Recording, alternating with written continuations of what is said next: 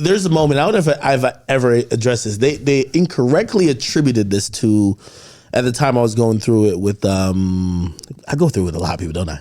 Yeah, you do. I was going through it with Desus and Miro, okay? But in reality, that was around the Two time of the when... nicest guys ever. Jesus. They weren't nice to me. Fuck 'em. Anyway, the whole point was that we're going through this whole thing where they're trying to figure out if you're going to stay. You're telling me these things, which, by the way, I can't, like, there was something that even though we would have these conversations outside of Complex, literally outside the doors, and then I'll go home and I would say to myself, nah, Joe must be playing. Like, nah, he's going to be here, man. Like, he can't go anywhere. And I kept holding on to that. And there was a moment I think I got emotional on camera, on stream, like one of the rare times. And I think they were like, yo, Desus and Mary made you cry. And I was like, no, that's not what it was. I was like, there was a moment that I felt everything I was working for in this career, I felt I got. And I got over all the little petty things of, oh, Ak, I think Joe's sunning you on camera. I'm like, no, we got it now. Like, this shit is the hit. And when you were gonna leave, I was like I remember talking to Complex, and the only conversations was, how could we keep this? And when I felt I couldn't do anything else to keep it, it just felt, it's one of those like horrible feelings where it's like, it's falling apart in front of my eyes and I couldn't do anything. Now we still had a good relationship, but it's like, I'm looking at Complex, I'm looking at you, I'm like, yo, how make it work? But you did. And y'all did. No. Yeah. Nah, Joe. I'm telling you. Because what I wanted, I feel like in the fucking rafters, we got the Breakfast Club, we got Star and Buckwild, and even though I would say we worked for 9 months, it's April to December. I've said I'm well documented, and it's the best show ever. I feel like we're there too, but I wanted the run. I wanted the run so fucking bad. Me too. I did too. Joe. See, and that's the problem. You have to know that I wanted to run too. No, you did. You wanted to run under your terms. Not under my terms. Do us right. See, that's the other misconception. I'm never going in there yelling and screaming so Joe can be done right. I've been homeless. I'll be fine. I got people's house I can sleep at if times get hard. I'm fighting for y'all to do the right thing by us, the people that made the show. You know how many times I went there and fought for Nadeska rights? Like, you said all that at my podcast, and I went home and thought about some of that shit. It was your perspective, so it's fine. You know how many times I've gone in there and fought. Quick plug, if you haven't seen, and unless Joe edit demons it out, it's about 3 hours of content. That's going to be 3.5. It's like 3:45. Yeah, 3:45. I think it's meant for his Patreon. I might catch a couple moments on YouTube, but go check that out. I let Ak come over there and let me have it. I let him just lay it all on the line and give it to me. He's one of the only people I allow to do that. All you other niggas relax. But yeah, you know how many times I went there and fought for Nadeska's rights? Maybe without her even knowing. I'm talking about from big boss to the next big boss to the... You know how many times I fought for Chop's rights? But here's the real thing about that, though. A lot of times, especially... Your rights. In a situation like that, no matter what, you don't leave. That's not true. Like... You have to leave. I think that's where, I was disagreeing. I'm like, Joe...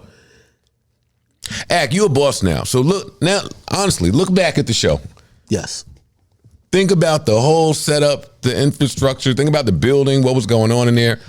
Think about how many shows were there. Think about our place in those shows and what it was delivering and what it potentially could deliver if you ever got the ad side of this right on this show.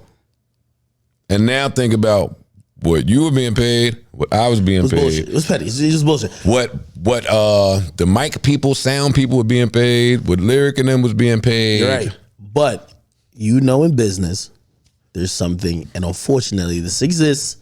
We have to be realistic, especially when there's a contract already in place, that you operate in good faith. That after you've completed the contract, the subsequent deals and offers and contracts will be better.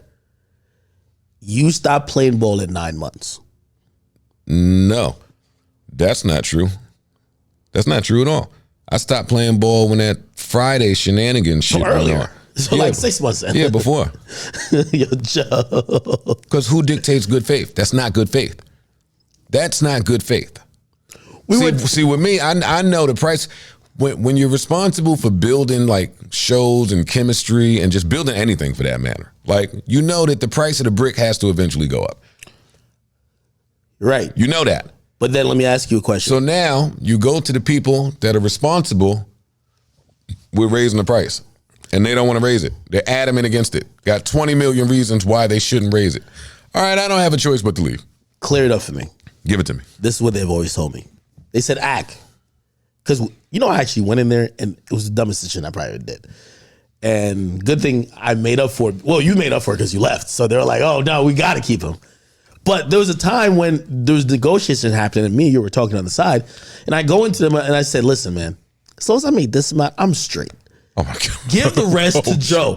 Whoa. I thought yes, it is a whoa. Oh my Lord. Yes. Don't you ever do that. Don't you ever do that again. Yo, don't you remember the NBA where like this one basketball player was like, yo, I'll take the pay cut to keep the guy. Yes, don't you ever. It didn't really work out. It was the Clippers. Again. I think it was like Elton. I can't remember what it was. Because don't do that. Because in my plan, either everybody gonna get paid or you gonna get paid. And that's what happened when I left.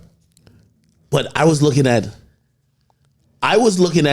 the show being so big that we were going to eventually end up on TV, linear, and they would have to spend the money like I do believe they're spending on, say, sneaker shoppers or hot ones. Definitely hot ones. But they're spending that on these shows because they have all the rights to these shows. And that's where Joe's business relationship always gets a little bumpy. Because I come in and I'm a success. And then you see how much of a success it is. And then you want the rights to other things. And Joe says no every time. Joe. So that couldn't have happened, right? I would have rolled around that floor had they went and got a TV deal and our contract said what it said about TV rights and what we're paid for. Are you kidding me? That show will never go on TV.